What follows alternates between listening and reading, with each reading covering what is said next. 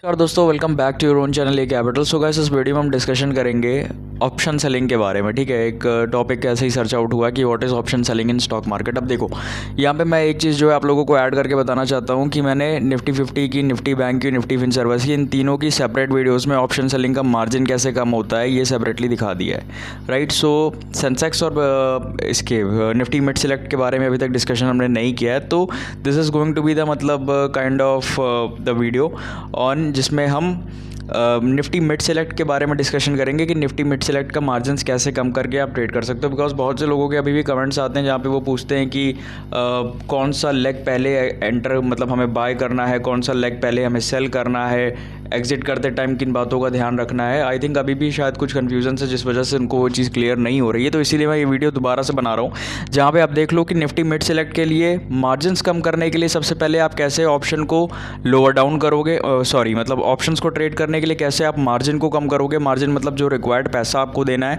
उस पैसे को कैसे कम करोगे आप ट्रेड करने के लिए। मतलब जो चीज़ नेकेड बेसिस पे 80-90 हज़ार रुपये का मार्जिन ले रही है या 1 लाख का मार्जिन ले रही है, उसको आप जो है 20 हज़ार में, 15 हज़ार में कैसे ट्रेड करोगे वो चीज़, ठीक है। और उसके अलावा पोजीशन बनाते टाइम जो जिन चीज़ों का ध्यान रखना होगा ट्रेड एंटर करते टाइम और ट्रेड एग्जिट करते टाइम, ठीक है। तो हम आ जाते हैं हमारे निफ्टी मिड सेलेक्ट, हम देख सकते हैं 10,500 के आसपास है, मतलब 498, तो 2 पॉइंट नीचे है। बास्केट्स ऑर्डर पे आ जाते हैं हम। बास्केट्स आप देख सकते हो कि आज की डेट पे बना है मिड सीपी निफ्टी का, राइट। सो यहाँ पे अब देखो, एक चीज़ मैं बताने से मतलब ट्रेड लगाने से पहले, मार्जिन दिखाने से पहले एक चीज़ पहले बता देता हूँ कि इसको आप चाहे इंट्राडे में लगाओ या फिर आप इसको कैरी ओवर कर लो। मतलब अगर आप डे बेसिस पे ट्रेड कर रहे हो या फिर ट्रेड लगाने के बाद आप इसको जो है 1 हफ्ते भी होल्ड कर लो। अगर 1 हफ्ते एक्सपायर, अगर आप मंथली होल्ड कर रहे हो, मतलब अगर मंथली एक्सपायरी होने में 2 हफ्ते का, 1 हफ्ते का टाइम है, तो 1 हफ्ते भी अगर आप होल्ड कर सकते हो तब भी आपको सेम मार्जिन ही पे करना होता है। इससे कहने का मतलब अगर इंट्राडे ट्रेड करोगे या फिर कैरी ओवर लेके जा रहे हो तब भी सेम मार्जिन ही रिक्वायर्ड होता है। मार्जिन उसमें कम ज़्यादा नहीं होगा कि इंट्राडे करोगे तो और कम मार्जिन हो जाएगा और डिलीवरी करोगे तो ज़्यादा मार्जिन होगा, ऐसा नहीं है, ठीक है। तो यहाँ पे हम देख लेते हैं मिड सीपी निफ्टी का जो 10,500 की कॉल था, मिड सीपी निफ्टी यहाँ पे लिख लेते हैं हम, ठीक है। मिड सीपी निफ्टी जो इसकी एक्सपायरी है वो 1 अप्रैल को है, राइट। 1 अप्रैल को हम देख पा रहे हैं कि इसका यहाँ पे चार्ट ओपन, मतलब यहाँ पे हमें मतलब इसका स्ट्राइक प्राइस है जो कि है मंडे का, अपकमिंग मंडे का, ठीक है। आज 26 तारीख है तो अपकमिंग मंडे का यहाँ पे ऐड सेल करते हैं। इसका लॉट साइज़ देखो कितने का है, 75 का है, ठीक है। मतलब सारे इंडेक्सेस में निफ्टी का 50 का है, बैंक निफ्टी 15 है, मिड सीपी निफ्टी 40 है, फिर निफ्टी 40 है और मिड सीपी निफ्टी का लॉट साइज़ 75 का है। तो जाहिर सी बात है 75 का लॉट साइज़ है, लेकिन ये जो इंडेक्स है ये कंप्राइज होता है, छोटा इंडेक्स है, मतलब ये 10,000 के आसपास की रेंज का है, तो इसीलिए इसमें जो मार्जिन होता है वो देखो कम भी है। मतलब अगर आप 75 का लॉट साइज़ अगर निफ्टी का होता तो इसका मार्जिन जो है लगभग 1,40,000 के आसपास जाता, लेकिन निफ्टी का जाता है 1,10,000 के आसपास। क्योंकि ये छोटा इंडेक्स है इसलिए इसका मार्जिन थोड़ा सा कम है सेलिंग करने के लिए भी। अगर बाय करने के लिए अगर आप यहाँ पे करके चेक करोगे तो बाय करने के लिए देखो और छोटा है 7,425, वो तो पता ही होगा। 75 multiplied by the lot size पे करना होगा, तो हमें यहाँ से सेल करना है, इसे हम सेल करने के लिए ऐड करेंगे, ठीक है। सेल करने के लिए हमने यहाँ पे मार्जिन को रिफ्रेश किया, 81,000 का मार्जिन आ जाता है। एक लॉट में पहले करके देख लेते हैं, फिर आप मल्टीपल लॉट का कैलकुलेट करके देख सकते हो। तो यहाँ पे आप देख सकते हो रिक्वायर्ड मार्जिन 81,106 का आ रहा है।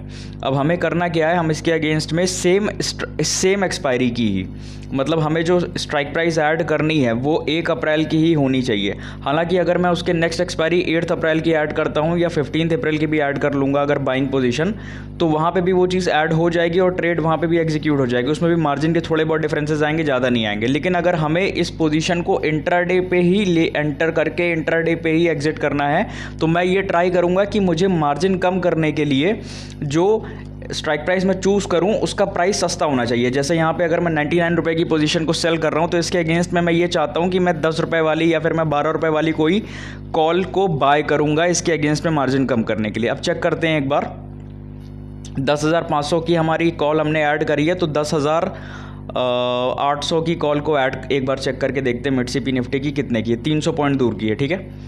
ये चल रही है 7.95 रुपये पे। इसको बाय करते हैं एक लॉट पे इंट्राडे पे मार्केट पे, ठीक है। देखो 31,308 का मार्जिन आ गया, काफ़ी सस्ता मार्जिन आ गया। अब यहाँ पे 31,308 का मार्जिन आ गया है।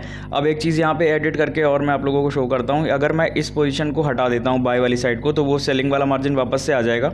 हमने 10,800 की चूज़ करी थी, अब हम 50 पॉइंट और ऊपर की कॉल को बाय करते हैं मिड CP निफ्टी की, ठीक है।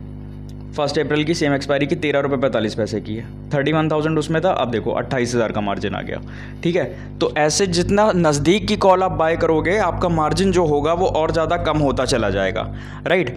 तो ये आपको एडवांटेज मिलता है अगर आप नज़दीक की कॉल को या नज़दीक की पुट को बाय करते हो ट्रेड करने के पर्सपेक्टिव से, ठीक है। 28,114 का मार्जिन आ रहा है अगर आप सेम एक्सपायरी की 13 रुपये वाली कॉल को बाय करोगे, 99 रुपीज़ वाली कॉल को सेल करोगे। अब हम इसका एडवांटेज बनाते क्यों, हम ट्रेड क्यों लेते हैं यहाँ पे? हम ट्रेड इसलिए लेते हैं, मान लो मेरा व्यू जो है वो बेरिश है, मतलब अगर कल मार्केट ओपन होगी, कल मेरा व्यू जो है बेरिश रहता है मिड CP निफ्टी को लेके, ठीक है। मुझे ऐसा लग रहा है कि 10,500 के नीचे टिका रहेगा या फिर 10,500 तक आएगा तो सेलिंग आ सकती है। तो मैंने अगर अपॉर्चुनिटी ढूंढी तो मैं वहाँ पर क्या करूँगा, मुझे एक चीज़ पता है कि 1 तारीख को इसकी एक्सपायरी है, राइट। एडवांटेज मुझे ये मिलेगा बाइंग करने का कि 1 तारीख को बाय मतलब 1 रुपये वाली ये जो 1 तारीख वाली ये जो मैं बाय करूँगा इसको कॉल को, ठीक है, ये 1 तारीख के पहले ज़ीरो तो हो नहीं जाएगी बिकॉज इसमें टाइम वैल्यू बची रहेगी, राइट। ये गिरेगी तो कितना गिरेगी, 13 रुपये से 12 रुपये हो जाएगी, 8 रुपये हो जाएगी, 7 रुपये हो जाएगी, तो मुझे यहाँ पे 4-5 पॉइंट का लॉस होगा। लेकिन मैं इसके अगेंस्ट में जो ये वाली पोजीशन मैं सेल कर रहा हूँ, ठीक है, जो एट द मनी की होगी या जो फर्स्ट इन द मनी की होगी, तो उसमें मुझे 99 रुपीज़ वाली पोजीशन को सेल करने का ये एडवांटेज मिलेगा कि अगर मार्केट मेरे फेवर से चलती है, हो ये 99 वाली जो होगी मे बी डे एंड तक हो सकता है कि 39 पे आके क्लोज हो जाए या हो सकता है 29 पे आके क्लोज हो जाए, तो उसके अगेंस्ट में क्या होगा, मुझे 60-70 पॉइंट के प्रॉफिट होंगे। मतलब मैं इस जगह पे 5-6 पॉइंट को गंवाऊंगा, लेकिन इस जगह पे मैं 60 पॉइंट 70 पॉइंट अगर मैं कमा लेता हूँ तो नेट में 65 पॉइंट कमा लूँगा। अगर मैंने 65 पॉइंट कमा लिए 75 के लॉट में, राइट, तो मैंने एक ठीक ठाक अमाउंट ऑफ प्रॉफिट बुक कर लिया। लेट्स कैलकुलेट कितना होता है, अगर मैंने 65 पॉइंट भी कमा लिए तो 65 multiplied by 75 which is around 4,875, ठीक है। तो 65-60 पॉइंट भी कमा लोगे आप तो 4,800 या 4,000 के ऊपर का पॉइंट कमा लोगे एक लॉट में।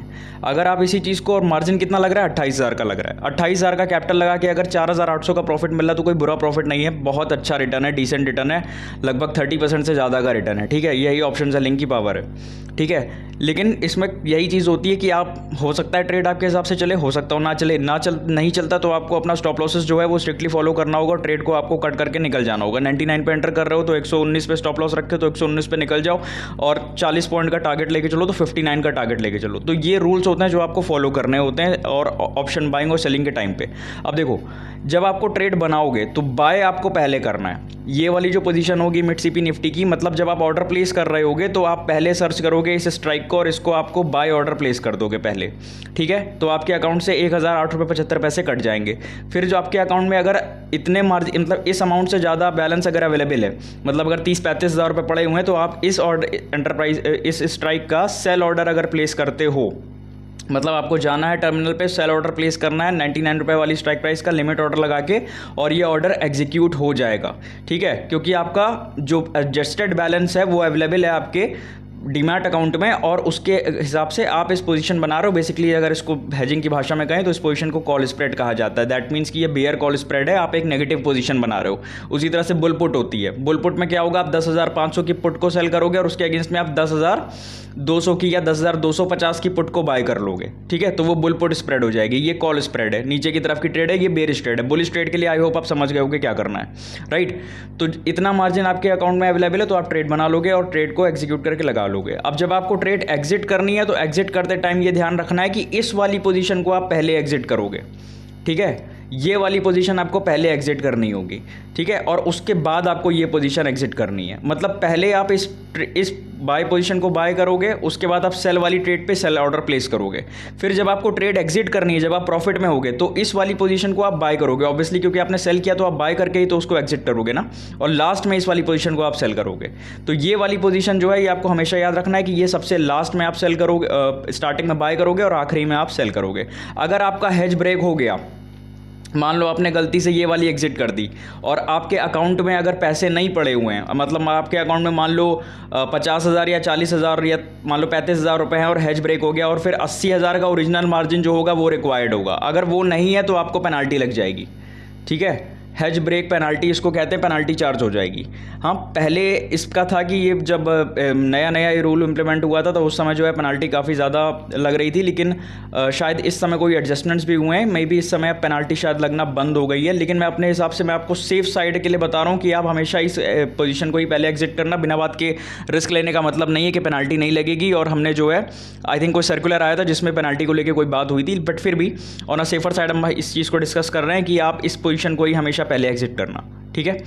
इसके अलावा एक कमेंट जो है और आया था जहाँ पे उन्होंने ये कमेंट किया था कि जब आपने इतना समझा दिया तो आप हेज का बेनिफिट भी समझा दो कि यहाँ पे कितने पॉइंट गेन करोगे, यहाँ पे कितने लूज़ करोगे।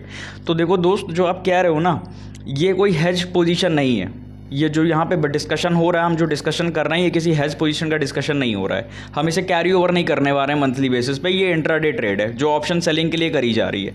हेजिंग का मतलब होता है कि पूरा प्रॉपर 100 पॉइंट दूर से हमने बाय किया हुआ है और 100 पॉइंट दूर की हमने सेल करी हुई है, और हम बहुत बड़े कैपिटल पे डिप्लॉय किए हुए हैं 20 लाख रुपए पे, जहाँ पे हम एक्सपेक्ट कर रहे हैं 20,000 25,000 रुपये का। तो हम यहाँ पे हेज नहीं बना रहे हैं, हम यहाँ पे ऑप्शन सेलिंग कर रहे हैं, ठीक है। हम यहाँ पे सेल कर रहे हैं ऑप्शंस, और उसके अगेंस्ट में सेल करने के लिए हम सिर्फ मार्जिन्स को कम कर रहे हैं। तो हमें इस स्ट्राइक से कोई मतलब नहीं है। अगर मार्केट हमारे अगेंस्ट में जाने लगेगा तो हमें यहाँ पे जो हमारा स्टॉप लॉस हिट होगा वो हमें लेके एग्जिट करना ही पड़ेगा। हम ये वेट नहीं करेंगे कि इस स्ट्राइक प्राइस का प्राइस बढ़ने लगेगा तो ये मेरे लिए हेज का रोल प्ले करेगा। तो ये हेज रोल प्ले करने वाला ट्रेड नहीं है, ये सिर्फ मार्जिन कम करके ऑप्शन को बेचने वाला ट्रेड है, ठीक है, जहाँ पे हम ऑप्शन के प्राइस के डिक्लाइन होने का फ़ायदा उठाते हैं। अब इसको आप मिड सीपी निफ्टी में बनाओ इसी तरह से, या तो आप निफ्टी में बनाओ, या तो आप बैंक निफ्टी में बनाओ, या तो आप सेंसेक्स में बना लो, या तो आप फिर निफ्टी में बना लो। सब में ये इसी तरह से काम करता है, सारे ट्रेड्स में, सारे पोजीशंस में, ठीक है। इसी तरह से ये रूल आपको फॉलो करना है और जब आपको ट्रेड करना है। I hope this clears with the most of the points related to जो क्वेरी और कंसर्न्स और वीडियोस पड़े हुए थे। डू लाइक द वीडियो, अगर आपको वीडियो अच्छा लगा तो do subscribe the channel as well and keep supporting, and thanks for watching.